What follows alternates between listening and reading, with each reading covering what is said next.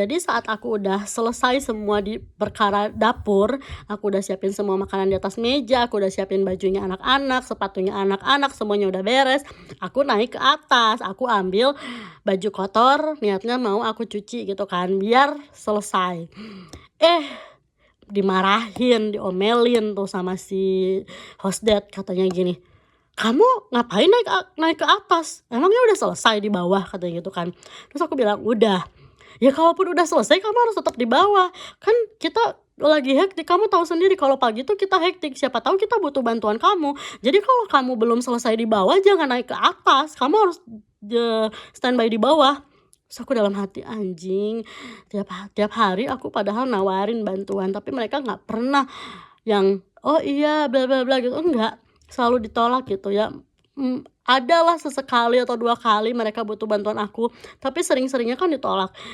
Ya toh juga aku naik ke atas bukan ke kamar aku kan, bukan untuk tidur, bukan untuk ngapain, kan untuk kerja juga gitu, untuk nyuci baju mereka gitu, tapi tetap diomelin.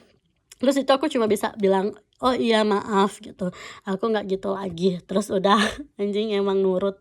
Nah ini yang, kesekian kalinya, maksudnya masalah yang kesekian, karena banyak banget masalah, aku nggak mau ceritain semuanya karena ya itulah kayak masalah receh-receh gitu. Ini masalahnya pagi-pagi aku sakit perut, aku udah nahan-nahan ya, aku udah nahan-nahan sakit perut, aku pokoknya harus beresin dulu semua di dapur, biar kalau aku ke atas aku tenang gitu kan. Semuanya udah beres, aku bilang sama mereka, "Aku sakit perut, aku izin ke atas." Aku nggak tahu berapa lama di toilet, pas aku turun ke bawah, tiba-tiba aku dimarahin, aku diomelin, dia teriak-teriak, ya nggak teriak yang gimana sih, pokoknya dengan nada tinggi lah ya. Dia nanya gini, "Kamu ngapain aja di atas?" Katanya gitu. "Kamu tahu nggak, kamu udah berapa lama di atas?" "Udah 20 menit," katanya gitu. "Kamu ngapain aja, hah, selama itu?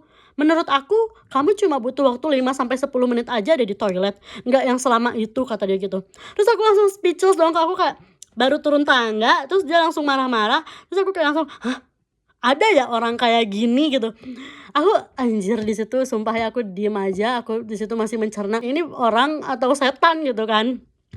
Terus akhirnya, ya udahlah di situ aku nggak jawab apa-apa, aku cuma bilang sorry sih, cuma bilang sorry, dan dia tuh selalu marah kalau aku bilang sorry gini, "Aku nggak butuh ya, maaf kamu, kalau kamu bilang maaf tuh pasti kamu akan melakukan kesalahan itu lagi," katanya. Anjing, salah lagi, nggak bilang sorry entar salah lagi, bilang sorry salah salah lagi, udahlah bodo amat. Nah terus, masalah handphone, ya emang aku kan selalu naruh handphone di dapur kan, karena siapa tahu ada urgent apa gitu kalau misalnya mereka belum nyampe rumah, mereka lagi makan, aku main handphone, terus langsung dibahas lah sama dia kan, "Aku nggak mau ya lihat kamu main handphone lagi," katanya, "kamu ngapain main handphone?" Terus aku bilang, "Ya kan aku juga nungguin kalian makan, aku nggak ngapa-ngapain," gitu kan. Tapi dia tetap kayak nggak nerima alasan aku nggak butuh alasan kamu ya, pokoknya aku bilang, "Kamu nggak usah jangan main handphone, taruh handphone kamu, jangan main handphone lagi," katanya gitu. Terus aku, sebenarnya aku tuh kalau kerja pun aku nggak pernah main handphone, karena ya aku pengen kerjaan aku cepat beres, jadi aku nggak main handphone. Tapi saat aku nggak ngapa-ngapain ya aku main handphone aku dong, itu hak aku, handphone aku bukan handphone mereka gitu kan. Lanjut ke masalah inti, ini yang jadi perkara kenapa aku marah-marah sama mereka. Jadi suatu hari di weekend, hari Minggu kalau nggak salah, aku pergi main keluar, aku nggak di rumah, tiba-tiba aku dapet, WhatsApp dari hostdet aku. WhatsApp-nya itu isinya adalah foto-foto kamar aku. Jadi foto-foto di kamar aku itu, dia foto ada chips di atas bajuku, keripik ya di atas bajuku, terus aku ada simpen bunga kering di kamar mandi, terus juga aku ada taruh shower di bawah, harusnya kan aku balikin ke atas, terus ada tisu jatuh. Jadi tisu bekas gitu, mungkin tadinya niatnya mau aku buang ke tong sampah tapi meleset gitu kan, jadi jatuh ke bawah ke lantai. Nah di situ dia kasih penjelasan. Yang pertama, nanti aku taruh di akhir video, screenshot-an chat-nya ya, sama gambar kamar aku waktu di gudang. Dia kan bilang, "Nanti kalau kamu sampai rumah segera bereskan." Aku cuma jawab, "Oke makasih." Terus udah gitu Di situ aku udah sebel banget sih, aku udah empet banget. Kok bisa-bisanya sih dia masuk kamar aku tanpa seizin aku saat aku nggak di rumah, itu kan lancang banget ya. Besoknya aku ngadu sama agenku. Jadi di Swedia ini tuh ada agen juga sama kayak di Belanda. Aku ngadu ke agenku namanya Nadia. Aku nanya sama dia sih, sebenarnya aku bukan ngadu ya, aku cuma nanya sama Nadia, "Aku mau rematch, kamu mau bantuin nggak?" Gitu. Terus beberapa menit kemudian dia telepon, dia nanya, "Kenapa? Alasannya apa?" Nah aku tuh udah tahu kan, pasti mereka nanya alasan kenapa aku rematch, karena kalau alasannya nggak terlalu kuat, itu mereka nggak akan izinin aku rematch. Karena aku udah punya bukti tuh ya, si chat itu tadi, aku forward semua ke dia, terus Nadia nanya, "Kamu mau aku bantu ngomong dulu sama mereka atau kamu mau tetap rematch dan kita lakuin diem-diem?" Ya aku milih rematch diem-diem lah, ngapain diomongin ke mereka gitu kan. Karena aku masih di rumah itu, takutnya nanti malah jadi bumerang gitu kan. Terus akhirnya sama Nadia dibantuin, ya udah aku bantuin kamu rematch gitu. Terus Nadia ini tuh pas denger cerita aku, kenapa aku pengen rematch, dia marah banget sama keluarga itu. Dia bener-bener marah, dia bilang, aku kesel banget ya sama keluarga kamu, kok bisa-bisanya sih dia masuk ke kamar kamu tanpa seizin kamu dan kamu lagi nggak di rumah, itu tuh perbuatan yang ilegal." Nah dia tuh bilang gitu kan. Terus aku cuma bisa bilang, "Ya aku nggak tahu," dan itu aku posisinya nangis ya, karena yang namanya aku udah kesel banget, aku udah sakit hati, aku cerita sama Nadia itu sambil emosi, sambil nangis gitu. Bahkan Nadia bilang, "Aduh aku nggak bisa dengerin kamu nangis." Baik banget sih. Setelah itu, setelah selesai telepon, Nadia ini tuh WA lagi nanyain. Jadi aku tuh nggak sadar kalau dari foto-foto yang dikirim sama hostdate itu, dia ada nggak sengaja ya, dia moto kasur aku. Jadi kelihatan kan kasur aku tuh di bawah. Nah dia nanya, "Kasur kamu mana?" Katanya gitu, dia notice, "Kasur kamu mana?" Terus aku foto kan, "Ini kasur aku." Terus dia jawab, "Bukan, itu bukan kasur, itu matras." Ya aku nggak ngerti kan maksudnya Nadia itu dipan gitu loh. "Ya aku nggak tahu, dari pertama aku dateng, kamar aku udah kayak gini," aku bilang gitu.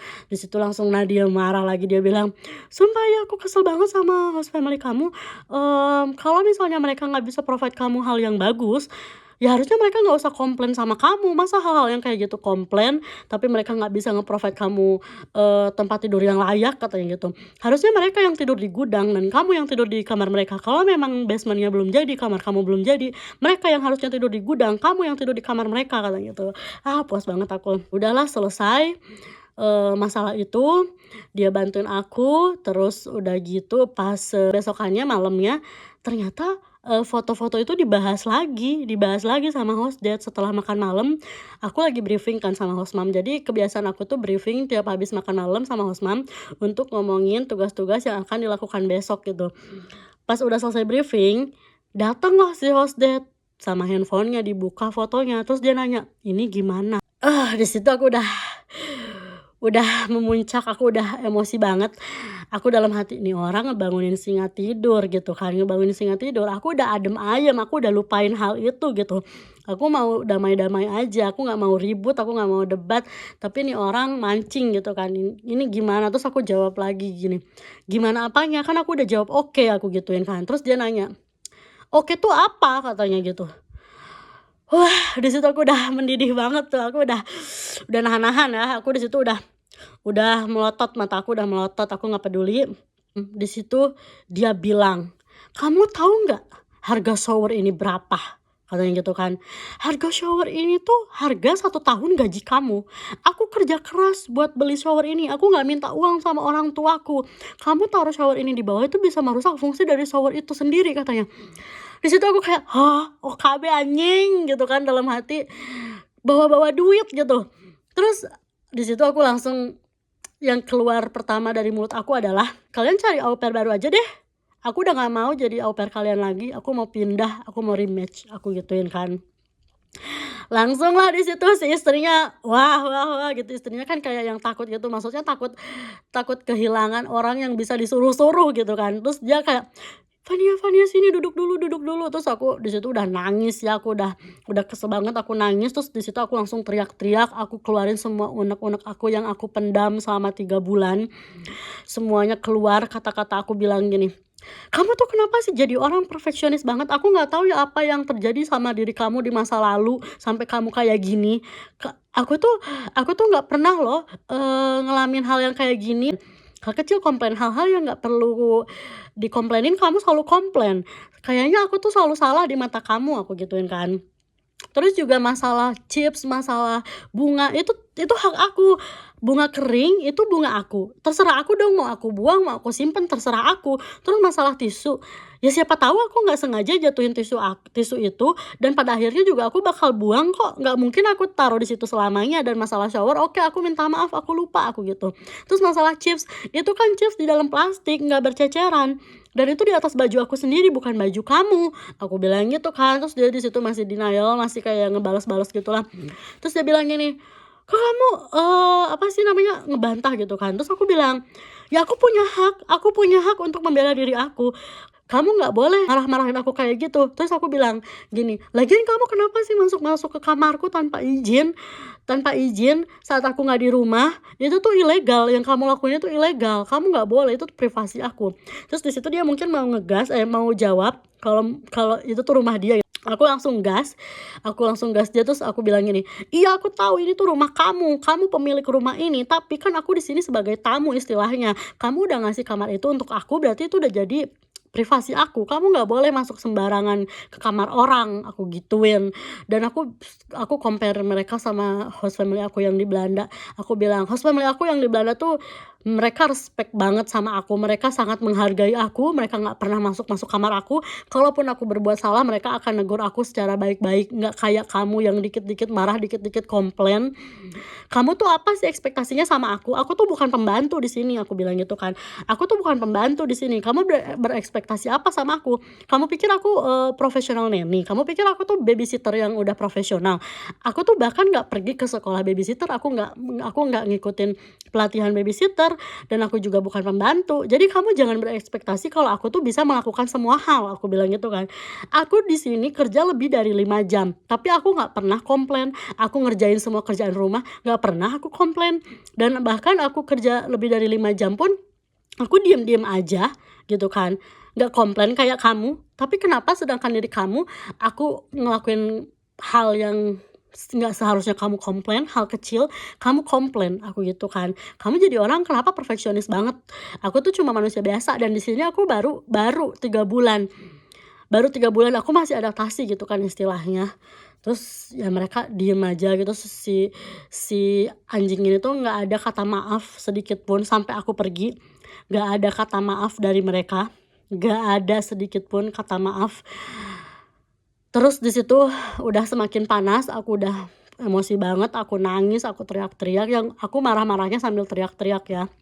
Terus dia bilang gini, aku tuh ngomong kayak gini karena aku nganggap kamu sebagai saudara, katanya sebagai keluarga. Jadi ya aku kasih tahu kamu kalau ada hal yang salah. Terus aku bilang, kalau kamu memang pengen ngasih tahu aku karena aku salah, ya ngasih taunya baik-baik, jangan dikit-dikit marah, dikit-dikit komplain gitu kan.